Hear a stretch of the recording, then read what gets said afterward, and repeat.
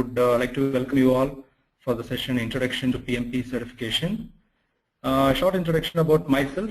So myself, Anup Kumar, I'm certified in PMP and PGMP certification. So hope you're aware of PMP. In terms of PMP, in a high level stands for Project Management Professional. And those who are not aware of what is PGMP, so PGMP stands for Program Management Professional Certification. And as far as comparison between PMP and PGMP, how it works out is, as far as the management professional's career journey is concerned, upon completion of PMP certification, PGMP certification can be considered as an immediate next level of certification, where managing multiple projects together in a single video program. So there are very less management professionals worldwide who are certified in PGMP, almost less than 1,200 certified professionals worldwide at the moment. And myself, I'm 36th from India to get PGMP certified, and the first from the state of Kerala. And I have around 15 years of project and program management experience. And in addition to that, I'm also assisting various certification aspirants worldwide for PMP and PGMP.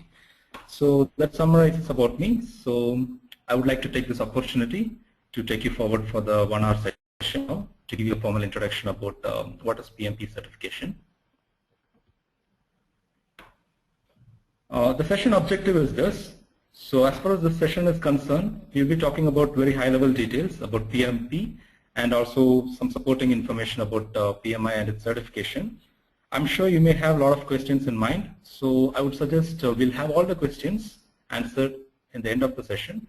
So however, I would appreciate if you can type your questions in the question tab and then you can press enter. So we'll have a collection of all the questions documented. So it will help us to do the question and answer session at the end once when we complete the presentation. So the session will first focus on what is PMI and the PMI based certifications. That's the first part we'll be talking at. And we'll also talk about some high level details about triple P structure.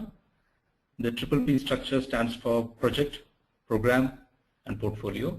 So we'll be talking about in a high level about what this triple P structure is all about. And we'll also talk about eligibility requirements, because I'm sure you may have a question in terms of am I eligible for PMP and what are the prerequisites. So because there are certain prerequisites which you need to be aware of before you start your PMP certification journey. And there will be an obvious question will be in everyone's mind in terms of what the certification can give me in terms of the tangible and intangible benefits. So we'll be talking about that also. And in addition to that, we'll also talk about the certification process, like how it works out right from the beginning till actually if you achieve the credential and even after that. And we'll also talk about an overview about the project management professional certification and also how the journey looks like. And upon completion of all this, like as I mentioned, we will touch base your question and then actually we'll try to answer those questions. So before we close for the day. So that's the session objective. So let's start with the session. First of all, those who are not aware what is PMI, so basically PMI stands for Project Management Institute. So basically they are the owners in terms of, I will not be wrong if I say that they are the owners of best practices who they own for project management, program management and portfolio management because they have such level of presence worldwide. They are established in 1969 with the global headquarters in Pennsylvania. So PMI has more than 250 chapters and more than 70 countries worldwide, and this number of chapters are also growing. So the objective of these chapters is to promote project management best practices in the respective region by conducting training, seminars, paper presentations, and conducting various forums. So to make sure that certification aspirants and credential holders, so they come to a common point to share the knowledge and best practices. So that's the objective of these chapters. And at this point in time, there are around 500,000 PMP certified professional holders at the moment, and also there are around more than 500,000 registered members are available from PMI point of view, so which is spread across more than 185 countries worldwide. So PMI is basically a non-profit organization. It is run by a group of volunteers, and again, as I mentioned earlier, it promotes project management best practices worldwide, and it also offers certifications the certifications like PMP, and there are various other certification also PMI offers. So nowadays it becomes industry standard. When you say industry standard, you're very much aware, like in case if you want to look for a management job openings in any job portals, you might find PMP as a certification, which is considered as a mandatory requirement, or sometimes at least as a need basis requirement. So basically, the certification has a global recognizability and also has its own global presence. So let's look at some of the certification which PMI offers. The first and foremost is Project Management Professional, the PMP certification. So that's considered to be the first certification by PMI. In fact, it is started almost 3 decades ago. So basically, it has its own presence worldwide. And there are other certifications like CAPM, Certified Associate of Project Management Certification. And this certification can be considered for those management professionals who feels that actually they don't satisfy the prerequisite for PMP, so they can go for CAPM certification. And there are other certifications like a PGMP, Program Management Professional Certification, which is considered to be one level above than PMP, like the person who is already credentialed PMP, or the person who already having the set prerequisite for project and program management in their industry standards being covered, so they can directly apply for Program Management Professional Certification also. And similar to that, there are various other domain-based certifications, like for example, if a management professional is extensively involved in schedule management, so they can go for Scheduling Professional Certification to understand more from the schedule management perspective. So PMI-SP would be more appropriate. And the management professionals who are working on banking or IT security or various risk management domains, they may also go for Project Risk Management Professional Certification, also known as RMP certification. And last but not least, ACP, which stands for Agile Certified Professional. So there are certain projects where actually like a certain level of agility is needed, where instead of project managing changes, where there are chances where the change is driving projects, where there is a lot of dynamic response needed in terms of managing projects in a dynamically changing agile environment. So such type of projects actually like ACP certification would be more appropriate. So basically, before you choose a certification, it's very important, like based on your career roadmap, you may need to choose that what would be the most appropriate certification that which can satisfy your current job requirement, and also considering a long-term career roadmap taken into consideration. And having said that, it's not mandatory to go for only one certification. You can also go for a combination of certification. Like for example, if you're in a management industry and you're extensively working on projects, and at the same time you're extensively being involved in risk management domain, then it's more appropriate for you to take PMP and RMP together. And those who are working in projects and also managing in a super or senior manager capacity, you may go for PMP and PGMP certification. So it's a combination of certification, can work out well, or based on an individual's career roadmap taken into consideration. Let's move on. Let's talk about how the certification carries a certain level of value proposition in terms of benefits, what benefits it can give to the individuals. Basically, all PMI certifications are very much flexible in nature, meaning they are particularly not based on one specific methodology or not specified best practice. So basically, this is a collection of diversified industries. And because, for example, if you look at a particular author who's authored the project management body of knowledge, you can see that hundreds of names being displayed, which itself is very clear that the inputs coming from diversified industries from various markets across the globe from various countries. So these informations are being taken together, and then actually like best practices are being defined.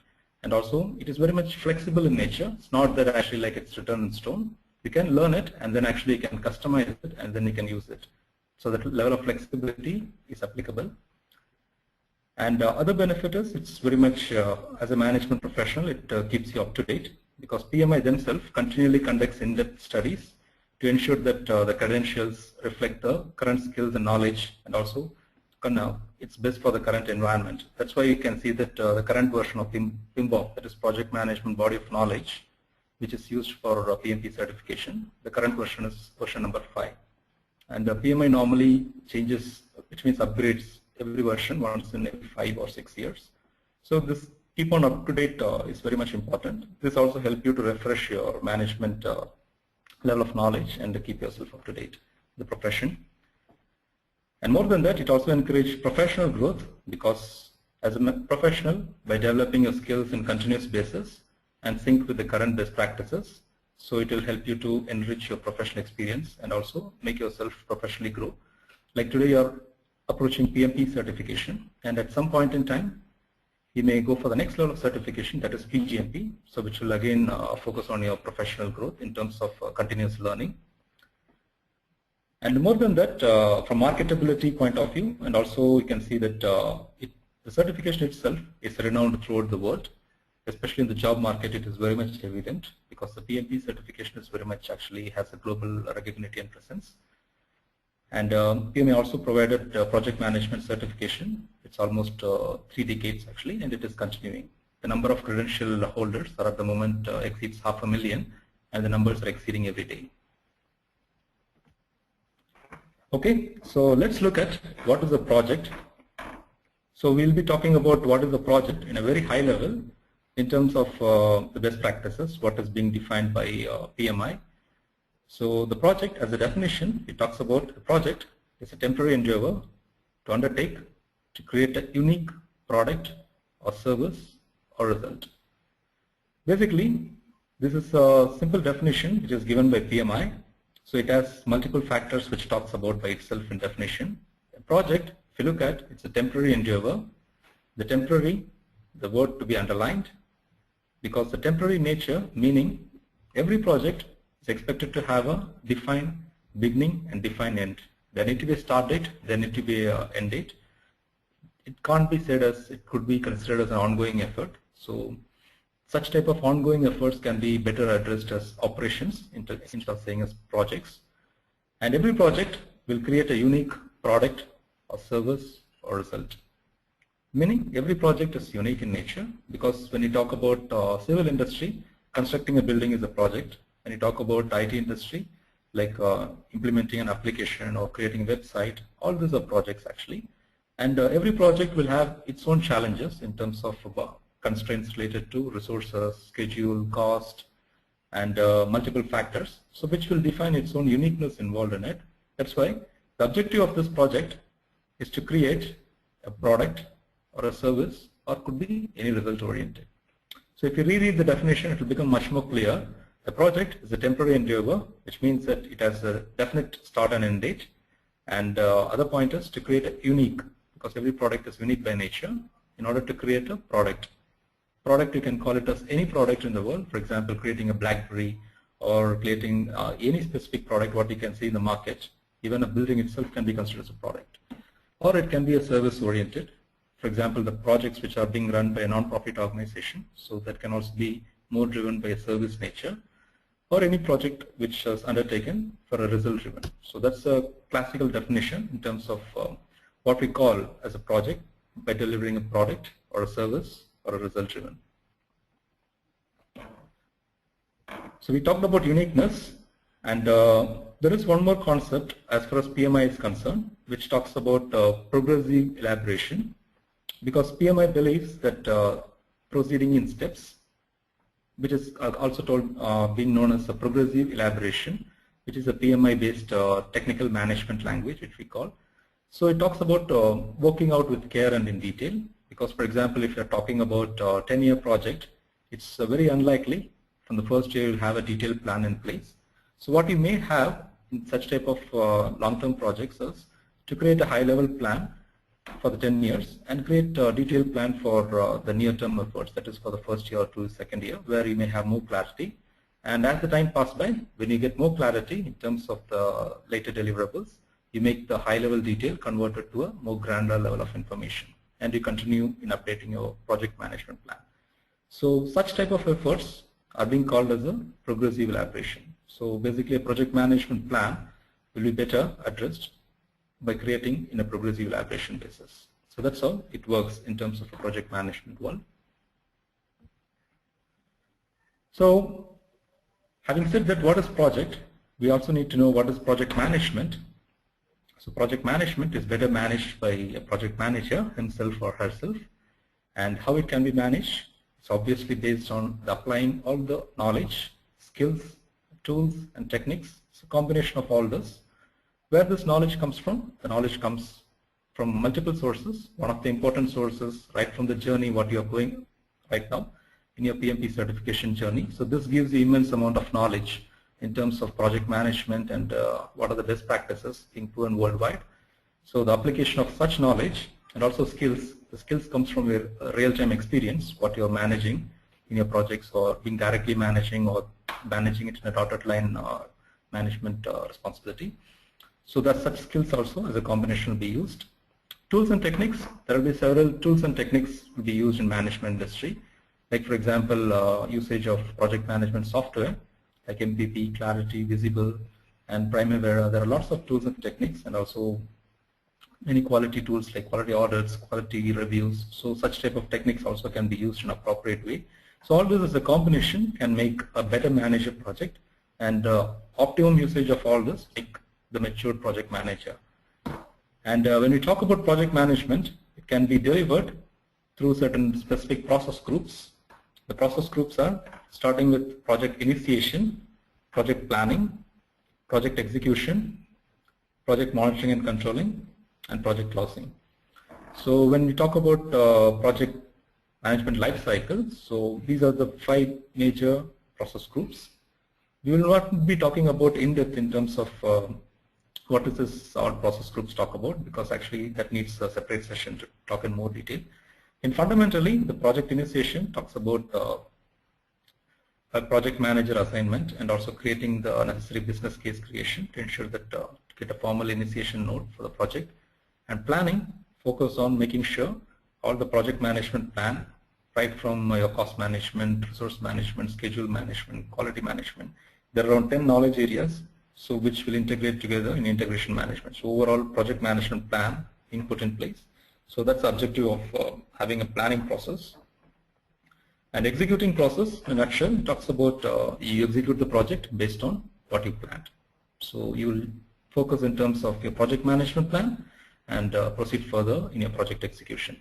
And obviously, there will be changes may happen at this stage. So you will also take care of those changes based on the change control board process. Based on that, even you may need to have a change management plan also. So in terms of managing changes, so those things that can be taken care by executing during the executing process group. And monitoring and controlling, throughout your execution efforts, there need to be monitoring efforts also involved hand in hand to make sure that your plan and the executed deliverables are happening based on the acceptable variance. So that's something that an ongoing efforts from monitoring point of view is needed. And when you do the monitoring, there need to be certain actions to be taken. That's what we call as a project controlling. So the actions can be certain preventive actions that you do as a project manager and also certain corrective actions that you do. So basically the combination of both preventive and corrective actions together to make sure your project activities comes back to the right track. That is what we'll call as monitoring and controlling. So these two are the important part of a single process group. And ultimately, upon completion of all the project deliverables, then actually you'll get into the formal closure process that's called as a project management closure process group. And in case if there is an operation effort involved, then there will be a transition involved where the project management knowledge and process will be transferred to the operations team through project transition process. So that's also part of closing process group. So let's talk about triple P. Triple P stands for project, program, portfolio. The screen what you're looking at currently is a classical PMI based organization. If you look at an organization where they claim to be, yeah, we are following most of the PMI based best practices. So such organization may have such a similar hierarchy what you're seeing currently here.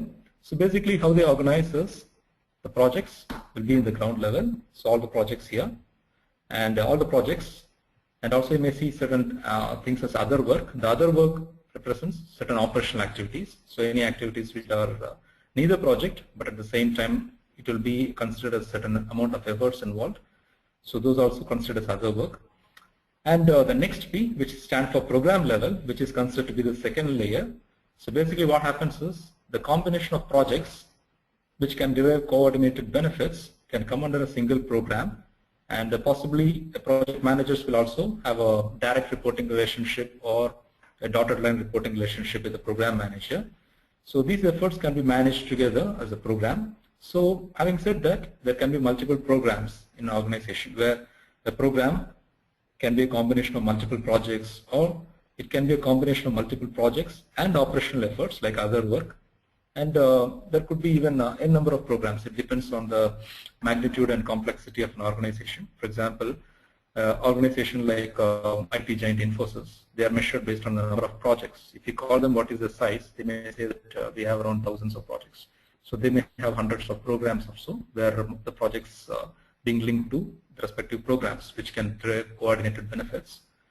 And all these projects and programs report to the portfolio level, which is the third P, which sits in the topmost layer in an organization. Basically, what is this portfolio is all about is governance authority in an organization. Basically, the portfolio group is comprised of C-level executives, for example, CEO, CIO, COO, CTOs, and managing directors, the governance authority board.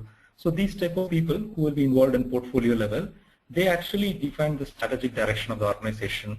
They also talk about like what should be the organization's vision and mission, and supporting this vision and mission, what type of projects we should undertake, what type of business ventures we should focus on, and how the projects to be aligned to respective program, and what should be the size of the program. So those level of influence will be created by portfolio.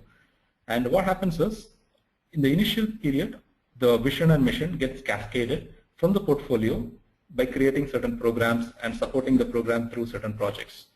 And during the course of these efforts, these projects delivers benefits through program, and then the programs will help to satisfy the portfolio's mission and vision. That's how the organizations will sustain an ongoing efforts. And if, for example, if projects don't deliver benefits, the program may consider to be failed, and ultimately portfolio may not be able to meet the vision and mission. That's how there will be a direct link between the projects, programs, and portfolio. So one cannot function without other support. That's how all these three will be considered as a coordinated part. As far as PMP certification is concerned, we are considering in this level, considering the management of projects based on the best practices. And however, when you move to the next level in terms of managing multiple projects and senior manager capability, that is the time where actually you'll focus on how to manage multiple projects in a coordinated level. So in that context, program management certification, that is PGMP certification, will be more appropriate. And PMI also has one more level of certification for portfolio, that is PFMP, that is Portfolio Management Professional, which talks about how to manage the strategic objectives right from the top level. So that's something about triple P structure. So let's talk about consequence of poor project management practices, because most of the organizations really get hurt because of the consequences of this. Certain things may not go as planned. Let's see what are those. Like for example, large cost or schedule overruns. Because some projects are planned for $5 million for time period of 5 years, and before even the first or second year get completed, 90% of the amount gets drained. So which means that it could be possibly an underestimate in terms of plan, maybe wrong planning in terms of cost or schedule, or other combination. So such type of things also may happen, and unrealistic schedules without understanding the clear efforts and committing on a timeline may also have a detrimental effect. And obviously excessive changes to the scope and schedule, so that also has its own impact. And poor communication and increased conflict, because communication is one of the important tools in a project management. Even PMI says that project manager does 90% of the efforts involved in communication. So this communication need to ensure that all the project stakeholders are being updated, and also the expectations are set. So if that is not done fundamentally, then the conflict may occur across the project, so which will again has its own detrimental effect. And too many project meetings, that is also there, because I have seen some project managers will say that I go to the organization and right from the day in the morning, I go to the meeting room and meeting after meeting, meeting continuously till the afternoon until the evening's meeting, and then I sign out from the office and right from the meeting room. So possibly such type of things also exist. So which means that it also undermines the efforts of the project manager, because project manager is not supposed to do in such a way, because there needs to be delegation to the appropriate people to get rid of such meetings, so that actually project manager should do more governing responsibility of project rather than certain doing part. So that is why the delegation of authorities also to be in place as part of having a project management team getting groomed by the project managers. And some of the consequences, like running out of time near the end of project. This is commonly project managers have a habit, like rushing things at the end. So this also happen as a part of poor planning. And project management has its own effect in terms of meeting quality, because obviously the client or the customers who are expected to receive the deliverables may not obviously accept, because in case the deliverables are not meeting the satisfactory limits. So what's low morale? It could be based on the team. For example, the team is not clear about what they're supposed to do, and also like they're not apprised or motivated in terms of the project manager or the project management stakeholders. That may also result in a low morale. And people on the team are unsure of what needs to be done. This is the most important thing, because the expectations as part of communication management across stakeholders to be set in the right place. That's why making all people to be on the same page and then move page by page. That is the art of project management. If that is not done, then possibly such type of issues may also happen. And excessive rework and overtime. Overtime is a generic term, which normally we take it for granted, but PMI don't. PMI says that overtime is considered to be a bad project management practice. The question for why is, you have to have a correct plan in place. If you have a plan, then you will be following the plan based on the time and cost and resources. Obviously, you don't need to put yourself in an overtime situation. And even in case if there is change occurs, you still follow the change management plan. Still, the element of overtime can be avoided. And that's why excessive rework and overtime can be avoided by having a proper plan in place. So we have seen the consequences in terms of poor project management practice, and how to avoid the consequences would be to make yourself get groomed in the right way in project management professional in terms of achieving the certification. Basically, learning the project management in a professional way in terms of understanding the concepts involved in PMP itself help you to deliver the project management practices in a real time. So that helps you to avoid most of the negative consequences, because once when you know what are those consequences, and once when you know how to deal with those in terms of preventive, then actually like you'll be much ahead than the other project managers. And as far as PMP certification is concerned, as we discussed earlier, so it's a globally recognized certification, and it demonstrates that as a management professional, you have the adequate experience, education, and competency in successfully leading and direct projects. We'll talk about what level of prerequisites needed shortly. Basically, who should apply for PMP? So basically, the PMP recognizes your demonstrated competence in leading and directing project teams. So which means that you have a team, could be a 5-member or a 50-member, doesn't matter, but actually you are managing them either through a direct reporting relationship or through a dotted line reporting relationship. And as a management professional, you are looking to solidify your skills, and also you want to keep your employees and maximize your earning potential, because it has a direct impact on your cost benefits also. Then you can choose PMP as the right credential, and you can move towards the PMP journey. At this point in time, there are around 500,000 management professionals who are project management professional PMP certified so far, and the numbers are increasing in an exponential rate worldwide because of the recognition it reaches in the market. So let's look at the prerequisites in terms of eligibility criteria. So this will help you understand, like, are you currently eligible, or do you need to wait for some more time to make yourself eligible to apply for PMP certification? So basically, PMI classifies aspirants in 2 categories. One is, the first category is for those who don't have the bachelor degree, and you have only, let's say, you completed your high school diploma, or any equivalent, which is non-bachelor degree holders.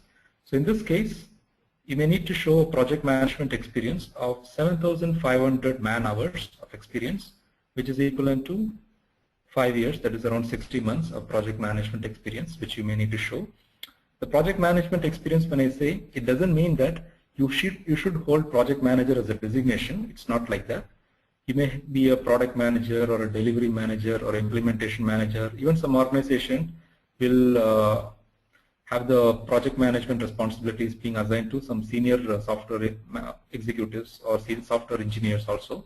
As long as you're fulfilling the role in terms of managing project, irrespective of your designation, your experience can be counted to apply for your project management professional certification. And in order to do that, from experience point of view, this is the prerequisite. And in addition to that, you may also need to undergo the formal training of 35 hours, which we also called as 35 PDUs, professional development units. So basically, like, it will help you to document the PDUs as part of the prerequisite.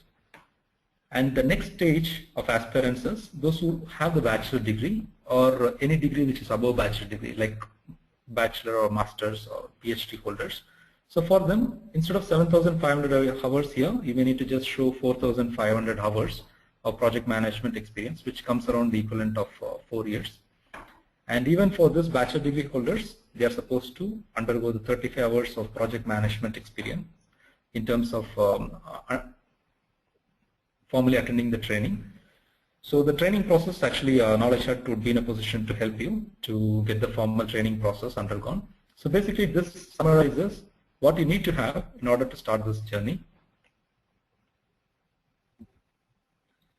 And let's look at how the journey looks like. So basically, this is your PMP certification journey, the credential process.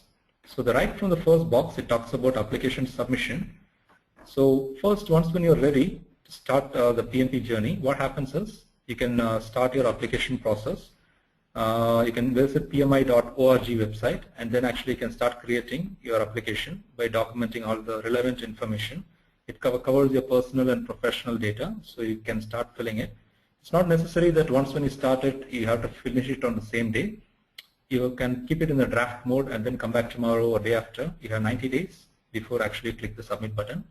But make sure that you're submitting it in such a way that you're having all the information being displayed correctly. And I would also recommend, before you submitting it, make sure that you share your application, the copy reviewed by a PMP certified professional, so that actually you can avoid the possible rejections. Because it's very important that you have to document your project management experience in a PMI expected way. That is, you have to mention certain specific area of work in terms of managing projects, in terms of I create a project management plan, I create a risk register, I've developed a stakeholder management plan, stakeholder register. So there are some terminologies and some usage of appropriate artifacts that need to be put in place in the right proportion, so that your application will not face any issues in terms of a possible rejection. So once when you are very clear about an application, then actually you can submit it. And the moment once when you submit your application, PMI does an initial review, and this review will take maximum of 5 days. And PMI will get back to you saying that you got the initial approval, and then you can proceed further in doing the payment. So the application payment process will get started. So here what happens is, it's recommended that before you make a payment for PMP, it's better that you take the PMI membership. The PMI membership will cost you around $150 something actually. And as a PMI member, the advantage is you'll be paying less for PMP certification. So overall, your your PMI registration and your PMP certification, it altogether comes around less than $500. So that is something, an advantage for you if you take a PMI registration first and then actually you pay for a PMP credential. And another advantage is the registration is valid for 1 year. So as a registered PMI member, what happens is you will have access to all the PMI resources. You can download a free copy of PMBOK, and also there are various other best practices, like if you want to understand what is program management, RMPSP, so all this best practices collection you have access to. You can download a free copy of all of them, and then you can go through as per your interest. And also another advantage is, due to some unforeseen situation, if you want to retake the exam, even as a member of PMI, registered member of PMI, for your reattempt, you'll be paying less. So there are multiple advantages. So before you make a payment, make sure that you're taking the registration from PMI, and then actually you're proceeding further with the credential payment for PMP. And the moment once when you make the payment for PMP credential fee, you will get a mail saying that, hey, you're selected for audit. Or you may get a direct mail saying that your eligibility period is for 1 year is starting right from now. So either of this mail you will be expecting the moment once when you make the payment. So the audit process is quite simple. Basically how it works is like 1 out of 100 application, like possible chance of 1% of applicants may get selected for audit. The process is quite straightforward. Audit means like PMI wants to evidence the information what you have presented in a hard copy format. So that's why a random audit happens. So it can happen to any applicant anywhere in the globe. So in case if your application is selected for audit, all you have to do is you have to go to pmi.org website and go to your login using your login credential. You can download the audit package. The audit package is nothing but the project details what you mentioned in your application. For example, if you mention 1 project or 2 projects, you can download the respective projects and get signature from your contact points. The contact point is preferably like who you mentioned in the application itself. It could be your immediate reporting manager, or it could be a peer, or it could be any of your client contacts, right, who are being professionally involved in your project. So you may need to get the signatures in that copy, but make sure that you put the right person details when you're submitting the application itself, so that actually in case if it's selected for audit, you'll go to the same person and get the signature, and also your copy of your education certificate also. If you're a bachelor degree holder, you can take a copy of your degree certificate, and 35 hours PD also to be justified. For example, you're taken training from Knowledge Hut. Knowledge Hut will provide you a training certificate for 35 hours PDU, and a copy of that certificate also. So all these 3 put in together, you may need to send all the hard copies courier to PMI. So basically PMI, once when they receive it, they will accept your application, and then actually you will be considered that you clear the audit process. So you'll also get a notification for that. And the moment once when you complete the audit process, you'll be moved to the next stage, where actually your eligibility period of 1 year will start. Where within this 1 year, you can take the PMP credential exam anywhere in the world, in any Promatic center worldwide, and with a maximum of 3 possible attempts. So you should target to clear the exam. If you're well prepared, you should be able to take the exam in the first time, and you should be able to clear it. And the moment once when you clear, you will be credentialed to PMP from that moment onwards. And in case if your application is not selected for audit, what happens is the moment once you make the payment here, you'll be directly moved to this box where actually your eligibility period starts. In case if it's selected for audit, you may need to complete the audit, and then actually your eligibility period starts. That's the only difference, and it's a random process. And what happens once when you achieve the credential? So the moment once when you pass the PMP exam, your certification cycle starts. The certification cycle means like your PMP certification is not a one-time process. Basically, it doesn't mean that you have to retake the exam. Basically, there is a certification credential maintenance process involved, which means that for every 3 years, you may need to show that 60 PDUs. You may need to record the 60 PDUs, professional development units. The reason why PMI has the 60 PDUs processes, all the credential holders are very much active in the profession. They want to make sure that you are active in the project management industry. Like for example, once when you achieve the credential and the next 3 years you're working as a project manager, the work experience itself carries certain amount of PDUs. And also any trainings that you give or any trainings that you take, all this carry certain PDUs. And also any project management activities in terms of presentations or any paper presentations, any attending forums, seminars, so all this will carry certain amount of PDUs. Even for example, the trainings that you're attending currently, it carry 1 PDU. And the training what I give, it's also give me 1 PDU. So this is how actually PMI makes sure that credential aspirants and credential holders come together in a joint forum, and a better exchange of knowledge can happen. So that's something that which is a value added, which is done by PMI. So you may need to show 60 PDUs for every 3 years, and every 3 years you may need to report the 60 PDUs in order to make sure that your credential is renewed for next 3 years. And you may need to continue this till the time you want to hold this PMP credential. And in case if you fail to submit 60 PDUs, what may happen is you may get mail notification from PMI saying that your credential is suspended, and the suspension period is for 1 year. So still you have an opportunity where still you can report your 60 PDUs, and if you still fail to report 60 PDUs, what may happen is in the 4th year completion, that is the 1 year of suspension period completion, your credential will be expired, which means that you're no longer a PMP. And even if you want to see that your status of PMP, you can just visit in Google PMI space credential space registry. You can just type the last name and respective country name, so you can see all the list of credential holders. And in case if your credential is expired, then your name will be removed from the list, which means that you're no longer a PMP. And in case you want to have the PMP credential after that, then you have to start right from the box 1. So that's why you have to be very careful. Even after achieving the credential, you need to show the 60 PDUs and continually get your credential renewed for every 3 years till the time you are moving to your retirement stage, or till the time you feel that no longer I need to be active in project management industry. So this process to be in continuous basis to make sure that you're active in the profession. So that's something which talks about how the journey looks like as far as PMP credential process is concerned. And let's talk about how the format of PMP exam looks like. As far as this exam is concerned, it is done based on a psychometric process. So psychometric meaning psychologically challenging. So basically you may get questions in terms of situations or scenario based, because it's a project management exam, it's not a technical exam. So basically that's why it talks about situations. As a project manager, you'll be encountering various type of pleasant, unpleasant situation in real time. So similarly, exam also will focus on such type of events, and then how would be your likely responses. So such type of questions, around 200 multiple choice questions will be there in the exam. And out of this 200 multiple choice questions, 175 questions are considered for scoring purpose, and 25 questions are basically research questions. So research questions means they don't carry your tangible weightage associated to it, but you still need to answer all those 200 questions, and these 25 questions, it can be random research questions, but it will not have any outcome in terms of your overall result.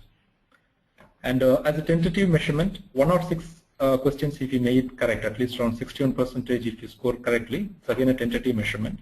So you can consider that you can safely get the pass score, but your intention is to get the maximum questions correct. So you can do only in that stage by getting yourself well prepared for PMP exam. And obviously you will be in a position to help you to reach that expert level of knowledge to achieve in PMP certification. And as far as the exam results are concerned, you will not get the score in terms of numbers. You will be getting only the proficiency level across all 5 domains. Like domains are initiation, planning, execution, monitoring and controlling, closing. Like what is your level of performance in the respective domain? You will be getting it in a proficiency level score. That is, whether are you proficient, or are you moderately proficient, or are you below proficient? Below proficient means somewhere the scores are less than 60%, you can assume. And moderately proficient means somewhere around above 61%, and you moved up to 80-85% in that range. And proficient means you are expert in that area. You almost reach above 85% and approximately equivalent to 100%. So that's how it gives the classification in terms of proficiency level, and also overall status in terms of whether you passed or failed the exam. And as I mentioned earlier, all the questions will test your knowledge and also what you infer from the knowledge, and also your application and analysis, because the exam questions also focus on critical thinking process, like how you are able to think in depth on a particular concept based on having the mind mapping process involved. And 200 questions to be answered in less than 4 hours time. So which means that you have less than 1.5 minutes for every question. So which means that you will be need to have a time management process also involved, because you may need to read the question and also read all the 4 options, because every question carry 4 options, and you may need to make a choice, and then actually you have to move to the next. So you have to read the question, read all the answers, and think about all this, and then actually you have to make your choice, and then move to the next. So all this has to happen in less than 1.5 minutes. You also have something known as a mark for review, so which is also a very important tool. If you're not clear about a question, but still actually like you can make a choice and then click mark for review and then move to the next question. Because you don't have any negative marking for in PMP exam, so you can answer all 200 questions and also you use all the 4 hours, even if you feel that you completed your exam in less than 4 hours, 3.5 hours and all, but still you can choose the mark for review question where actually you are not very clear about certain questions. So you can choose them at the end and then actually see what are those mark for review questions are, and then you can change the options also at any point in time and then use the hours optimum basis. And prior to the exam, we have the 15 minutes of familiarization. It's the online tutorial which will be available. In case actually if you feel that you're very much bothered about certain things that you already memorized, or if you're a nervous test taker, you take a deep breath during this 15 minutes. Don't just put next. Just make yourself comfortable. And if you feel that certain questions in terms of formulas are bothering your mind, you can write it down in a scratch paper, because scratch paper will be provided in the exam. So, and also you can use this online tutorial which talks about like how to use the mark for review and how to navigate options in online, how to use online calculator, and those things are there. So you can just make sure that you're a bit relaxed during 15 minutes. And the moment in 15 minutes is over, your exam will be directly started. Or even if you click next, and if it goes to the last point of the online tutorial, it immediately starts the exam. That's why I mentioned like make sure that you're comfortable and use that 15 minutes to make yourself more relaxed before you face the 4 hours exam. And obviously the exam will be conducted in a Promatic Center, which is considered to be a highly secured zone. And you may need to book an appointment for Promatic Center much earlier.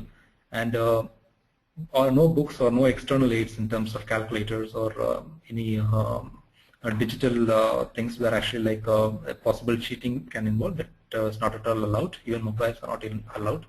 You and the computer, as simple as that. So you may need to read the question, make a choice, and then move to the next, as simple as that.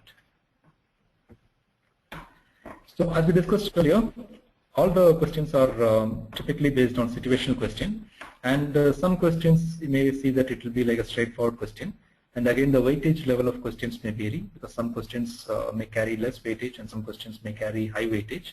And even some questions will be coming from formula based, because you may get some questions from cost management and schedule management based on earned value formulas or critical path analysis. So such type of questions may also come. And sometimes you may find questions with 2 or more right answers. So this is again, it will technically check the level of preparedness in terms of concept level understanding. So you may need to have a deep dive session to choose which one is more appropriate, and then you need to choose that.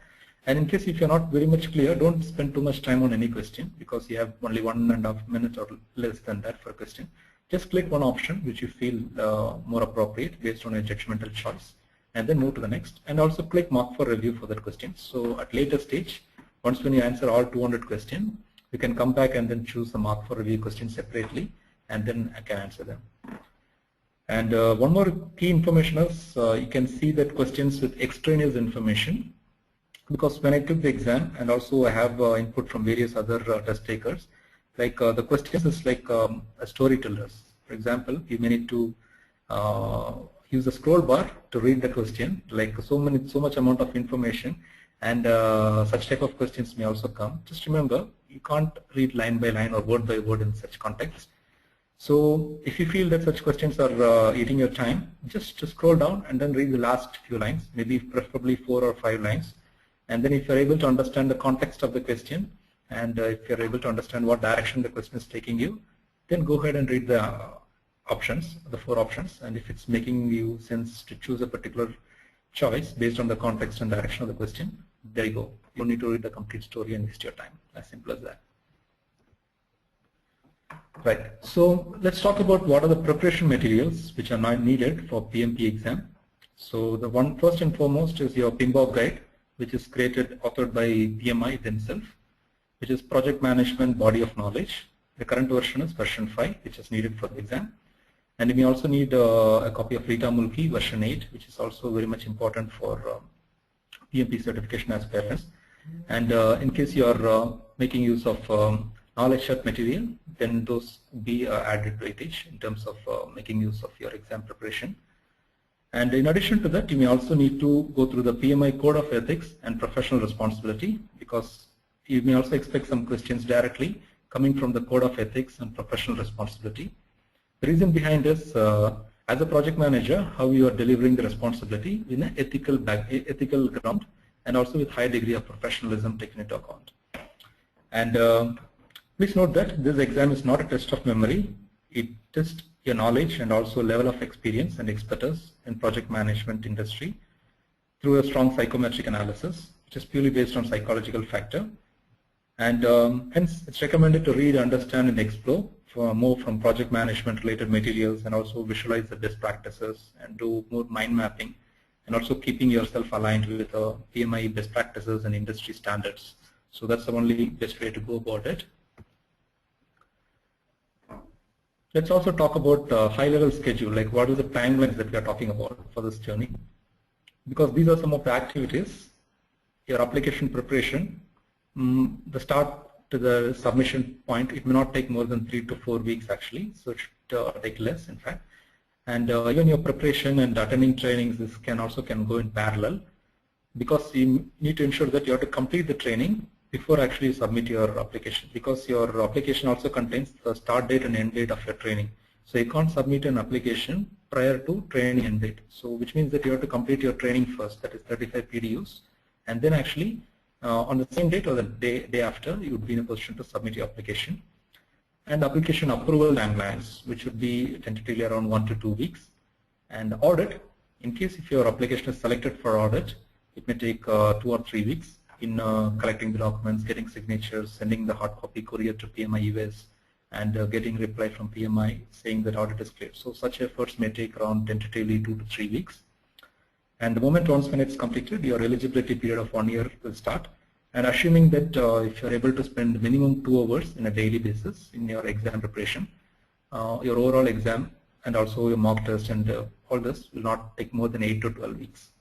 And also it differs from candidate to candidate.